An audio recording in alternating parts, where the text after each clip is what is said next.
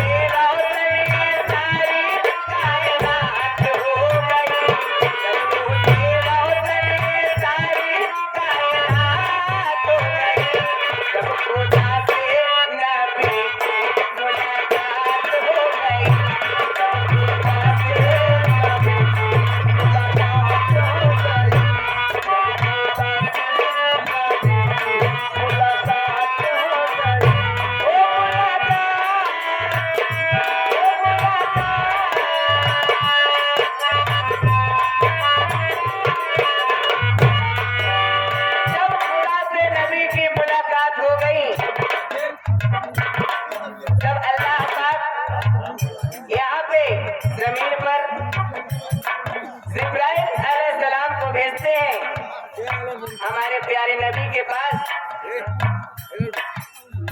जिब्राइल अलैहिस्सलाम तो वहाँ अर्श पर अपने फरिश्तों को कहते हैं कि मेरे महबूब आ रहे हैं। एक बार कह दीजिए सुभान अल्लाह। अल्लाह पाक ने कहा कि मेरे महबूब आ रहे हैं, तुम लोग दरूद और सलाम का नजराना भेजो। तो फरिश्ते बाअदब दरूद और सलाम का नजराना किस तरह से भेजते हैं?